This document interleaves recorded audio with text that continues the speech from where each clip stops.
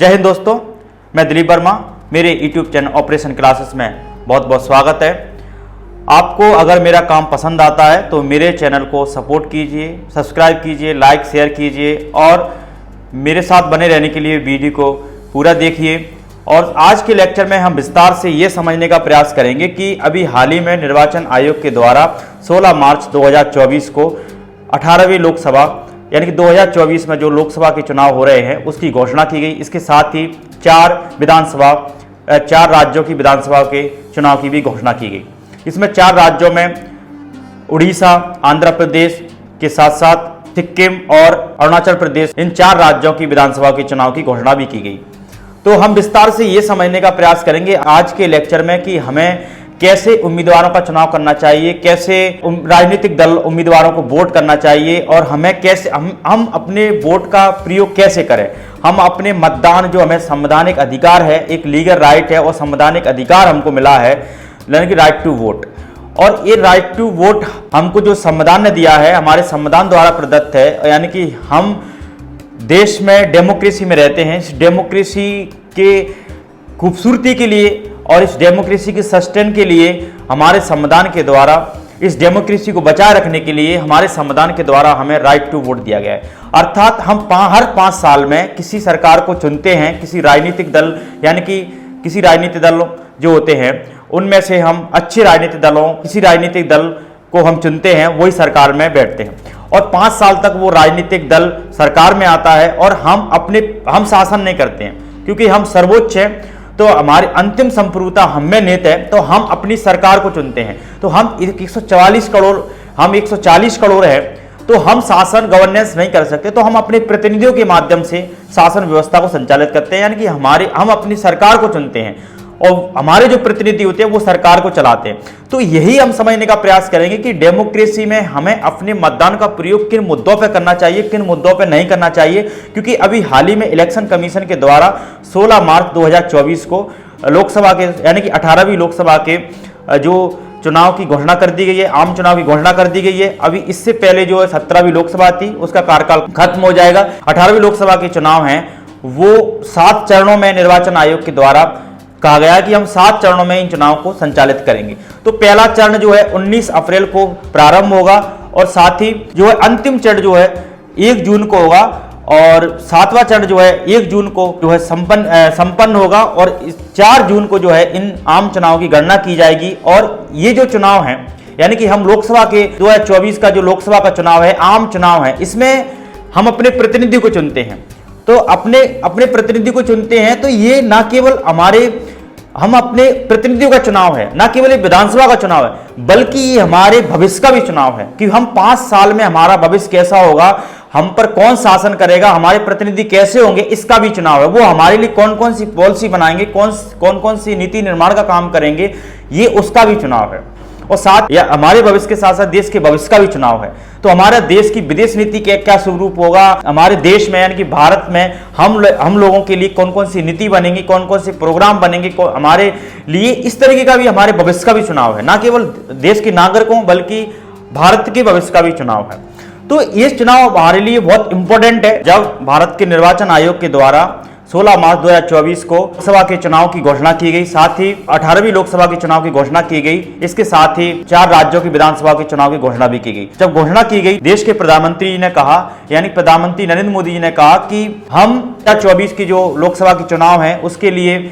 देश पूरी तरह तैयार है। इसके साथ ही एनडीए पूरी तरह तैयार है, बीजेपी जो पार्टी है वो पूरी तरह तैयार है। और उन्होंने कहा कि देश का सबसे बड़ा लोकतंत्र का महापर्व प्रारंभ हो चुका है, उसकी शुरुआत हो चुकी है। और उन्होंने ये बात भी कही कि मुझे इस देश के 140 करोड़ जो देश के नागरिकों के आशीर्वाद से, साथ ही 97 करोड़ जो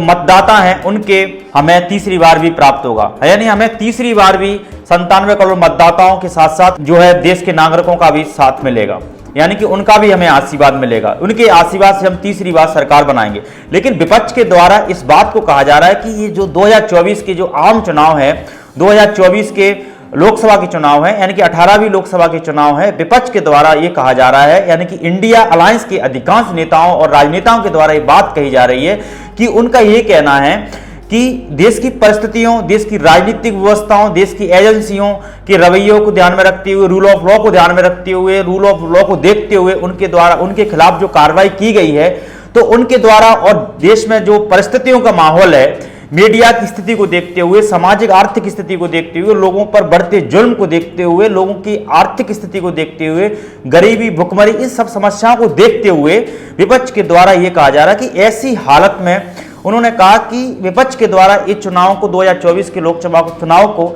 इस तरीके से देखा जा रहा है। उन्होंने कहा ये करो और मरो का नारा है। उन्होंने कहा कि इसके बाद लोकसभा के चुनाव होंगे ही नहीं,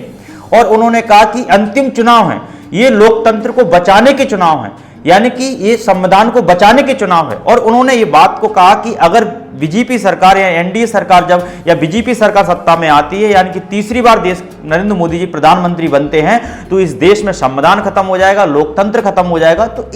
इस आधार पर उनको कहा जा रहा है कि देश में जिस तरीके का माहौल है, और इस आधार पर ईडी की जो बड़ी बड़ी एजेंसी हैं जैसे ईडी है, सीबीआई, इस सब संस्थाओं का जो विपक्ष पर जो टारगेटेड तरीके से निशाना बनाया जा रहा है, तो इस तरीके से विपक्ष के द्वारा यह कहा जा रहा है जो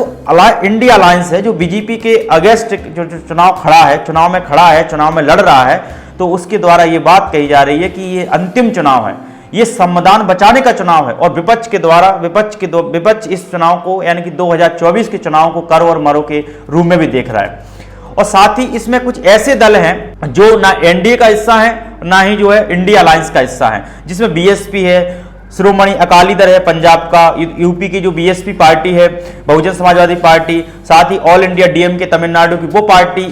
इन दोनों संगठन का हिस्सा नहीं है, यानी कि दोनों गठबंधन का, दोनों अलायंस का हिस्सा नहीं है। इसके साथ ही एक पार्टी और है वाईएसआर आंध्र प्रदेश की पार्टी, वो भी इसका जो है अलायंस का हिस्सा नहीं है। साथ ही उड़ीसा की बिजू जनता दल जो नवीन पटनायक की पार्टी है, वो भी इस गठबंधन का अलायंस नहीं है। तो विस्तार से इसी हम समझेंगे कि अभी निर्वाचन आयोग ने 7 चरणों में के चुनाव यानी कि 2024 के लोकसभा के चुनाव कराने की घोषणा की गई है। तो पहला चरण 19 अप्रैल को प्रारंभ होगा और अंतिम जो 7वां जो चरण है वो जो है 1 जून को संपन्न होगा, यानी कि 1 जून को समाप्त होगा। और साथ ही 4 जून को इस 2024 की लोकसभा के चुनाव की मतगणना होगी, यानी कि रिजल्ट आएगा, उसमें रिजल्ट डिक्लेयर होगा और उसी दिन पता चल जाएगा कि देश में किसकी सरकार बनती है और किसकी सरकार नहीं बनती है। तो ये भी उसी दिन मतगणना के समय पता चल जाएगा कि एनडीए बहुमत में आती है कि इंडिया अलायंस बहुमत में आता है। और साथ ही 543 लोकसभा के अपने लोकसभा के प्रतिनिधियों को चुनेंगे, जो निम्न सदन का चुनाव है। ये 543 जो है यही जो है प्रतिनिधि जो है देश के प्रधानमंत्री, जिस राजनीतिक दल को 543 में से बहुमत मिलेगा, यानी कि लगभग 50% से 1 सीट ज्यादा मिलेगी, यानी कि लगभग 272 सीटें जिस राजनीतिक दल को प्राप्त होंगी लोकसभा में, वही जो है पार्टी बनाएगी, उसी देश का उसी राजनीतिक दल का प्रधानमंत्री होता है। तो बहुमत के लिए 275 273 का आंकड़ा पार करना होता है किसी भी गठबंधन या राजनीतिक दल को प्रधानमंत्री बनने के लिए निम्न सदन में। ये जो है ना केवल लोकसभा का चुनाव है, 2024 के आम चुनाव है, बल्कि ये देश के प्रधानमंत्री का भी चुनाव है, ये देश के भविष्य का भी चुनाव है, ये नागरिकों के भविष्य का भी चुनाव है कि आगामी 5 सालों में, आने वाले 5 सालों में देश में कौन कौन सी नीति बनेगी देश के नागरिकों और के सामाजिक आर्थिक विकास के लिए, आपके कल्याण के लिए, हेल्थ के लिए, एजुकेशन के लिए, आपका वेलबींग स्टैंडर्ड करने के लिए, वेलबींग को बेटर करने के लिए, जीवन स्तर में सुधार करने के लिए कौन कौन सी सरकार के द्वारा नीति बनाई जाएंगी, इस तरीके का यानी कि आपके भविष्य का भी चुनाव है। तो हमें इन सभी चीजों को ध्यान में रखते हुए हमको संविधान के द्वारा राइट्स प्रदान की गई, हमें राइट टू वोट जो है संविधान के द्वारा दिया गया है, किसी राजनीतिक दल के द्वारा नहीं। और इस देश में हम सर्वोच्च हैं, हमारे संविधान की जो प्रस्तावना है, हम भारत के लोग, यानी कि अंतिम संप्रभुता हमारे राजनीतिक दलों में निहित नहीं है, किसी अधिकारियों किसी विशेष वर्ग में निहित नहीं है, किसी विशेष उपजाति या जातियों में निहित नहीं है, बल्कि हम सब लोग, सभी धर्म के लोग, सभी जातियों के लोग, जब हम सब बात करते हैं तो हम भारत के लोग कहलाते हैं। और इन सब भारत के लोगों में ही अंतिम संप्रभुता निहित है और हम ही लोग जो है अपनी सरकार को चुनते हैं। ये हमें संविधान के द्वारा अधिकार दिया है, यानी कि लोकतांत्रिक प्रणाली में, यानी कि लोकतंत्र ने हमको अधिकार दिया है और यही लोकतंत्र है, यानी कि जनता का शासन जनता के प्रतिनिधियों द्वारा किया जाता है, वही लोकतंत्र है। इसमें हमको अधिकार मिले हैं तो हम अपने अधिकार का प्रयोग कैसे करें, किन राजनीतिक दलों को चुनें, यही सबसे बड़ी बात है। क्या हमें अपने राजनीतिक अधिकार का प्रयोग या हमें वोट का प्रयोग हमें ऐसे राजनीतिक दलों को करना चाहिए जो मुद्दाहीन राजनीति करते हैं, जो हमें इस देश में नफरत फैलाना चाहते हैं, जो हमें आपस में लड़ाना चाहते हैं, विभिन्न जातियों को आपस में लड़ा देते हैं और जो है हिंदू मुस्लिम के नाम पर लड़ाते हैं, या फिर जो है हमको विभिन्न सांप्रदायिकताओं बांटकर जो है हमको जो है आपस में बांटकर जो है वोट मांगते हैं। हमें ऐसे उम्मीदवार को चुनना चाहिए, ऐसे राजनीतिक दलों को चुनना चाहिए। तो उस राजनीतिक दल की आइडियोलॉजी क्या है, तो ये इंपॉर्टेंट है कि हमको किन मुद्दों पर चुनाव करना चाहिए, बल्कि हमें इन मुद्दों पर राजनीति करना चाहिए, इन मुद्दों पर वोट करना चाहिए। तो वो मुद्दे कौन कौन से हैं, जैसे कोई राजनीतिक दल, जब हम वोट करने का प्रयोग कर रहे हैं कि हम अपने मतदान का प्रयोग करना चाहते हैं, तो हमें किसी राजनीतिक दल की विचारधारा के बारे में भी हमें परिचय होना चाहिए। सबसे बड़ी बात है कि हम जब वोट का प्रयोग कर रहे हैं, यानी कि राइट टू वोट का प्रयोग कर रहे हैं, तो हमें उस राजनीतिक दल या राजनीतिक उम्मीदवार हैं, राजनीतिक दल हैं, उनकी विचारधारा के बारे में हमें पता होना चाहिए, यानी कि उनकी आइडियोलॉजी पता होना चाहिए, वो किस प्रकार की आइडियोलॉजी फॉलो करते हैं, राइट विंग है, लेफ्ट विंग है कि सेंटर में है। तो हमें ये समझने की आवश्यकता है, जैसे हमारे ये लोकसभा का चुनाव है तो हम सर्वोच्च, तो हम अपने विकास के लिए वही सरकार चुन रहे हैं जो हमारे सरोकारों से मतलब रखती है, यानी कि हमारे सरोकार, हमारे सपने, हमारे भविष्य से संबंधित है। यानी कि जो राजनीतिक दल की विचारधारा के साथ साथ हमें उस राजनीतिक दलों के चुनाव से पहले राजनीतिक दल घोषणा पत्र जारी करते हैं। तो उस घोषणा पत्र में वो किन किन मुद्दों पर बात कर रहे हैं, वो आगामी 5 साल में वो राजनीतिक दल सरकार में आते हैं तो वो कौन कौन से नियम लाएंगे, कौन कौन से कानून बनाएंगे, या कौन कौन से देश के सामाजिक आर्थिक विकास के लिए, लोगों के जीवन स्तर में सुधार करने के लिए कौन कौन सी पॉलिसी मेकिंग का काम करेंगे, कौन कौन सी नीति निर्माण का काम करेंगे, और कौन कौन सी कल्याणकारी योजनाओं को इंट्रोड्यूस करने का प्रयास करेंगे। इस पर भी हमें विशेष ध्यान देने की आवश्यकता है। हमारा मुद्दा किसी संप्रदाय को आघात पहुंचाना नहीं है, हिंसा करना नहीं है, बल्कि हमें जो राजनीतिक दल, कोई भी उम्मीदवार हो सकता है, कोई भी राजनीतिक दल हो सकता है, वो शिक्षित अशिक्षित की बात नहीं है। जो राजनीतिक दल शिक्षा की बात करता है, एजुकेशन की बात करता है, हमें ऐसे दलों को चुनाव वोट देना चाहिए, ऐसे उम्मीदवारों को, यानी हमें ऐसे प्रतिनिधियों को वोट करना चाहिए, अपने मतदान का प्रयोग करना चाहिए, ऐसे उम्मीदवारों को हमें लोकसभा और विधानसभा में पहुंचाना चाहिए, क्योंकि शिक्षा इंपॉर्टेंट है, एजुकेशन बहुत ही महत्वपूर्ण है।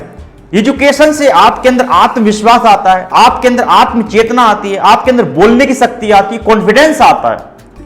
और एजुकेशन बहुत इंपॉर्टेंट है, एजुकेशन से ही जो है आपको रोजगार मिलता है, आपका सामाजिक आर्थिक विकास होता है, मानसिक विकास होता है। तो हमें ऐसे मुद्दों पर चुनाव करने की आवश्यकता है। इसके साथ ही हेल्थ पर, जो हेल्थ इशू है, बहुत से लोग बीमारी से मर रहे हैं, जो इलाज करने, महंगा इलाज है, प्राइवेट हॉस्पिटलों में कहीं ना कहीं इलाज नहीं करा रहे गरीब लोग। तो ये जो है, हम अपने स्वार्थ को ध्यान में रखकर चुनाव वोट का प्रयोग ना करें, हमें देश के लोगों के बारे में भी सोचना है। हम एक जिम्मेदार नागरिक के, संवैधानिक नागरिक होने के नाते संविधान ने हमको अधिकार दिए हैं, तो हम उन सब अधिकारों का प्रयोग इस देश के सामाजिक विकास के साथ हमें देश के नागरिकों को भी ध्यान में रखना है। हमें इस देश के विकास के लिए और नागरिकों के भविष्य को ध्यान में रखते हुए, तो हमें अपने हित को ध्यान में नहीं रखना, बल्कि इस देश के संपूर्ण लोगों के हित को हम ध्यान में रखेंगे, तब हम मतदान का प्रयोग करेंगे, तो हम इस देश में समावेशी विकास करेंगे। और हमको खाद्य सुरक्षा इंपॉर्टेंट है, खाद्य सुरक्षा के मुद्दे पर भी हमें वोट करना चाहिए, क्योंकि ग्लोबल हंगर इंडेक्स में हमारी स्थिति बहुत ही दयनीय है। अभी 2023 में जो ग्लोबल हंगर इंडेक्स निकला, उसमें जो हमारी जो रैंक है 125 देशों में 11वें स्थान पर है। यानी कि दुनिया में 125 देशों में 25 देशों के लिए ग्लोबल हंगर इंडेक्स निकाला गया, उसमें हमारी 100 से प्लस रैंक है, यानी कि उसमें हम शतक मार चुके हैं, 111वीं रैंक है। तो और साथ ही भारत में जो एक दिन में 19 करोड़ जो लोग हैं,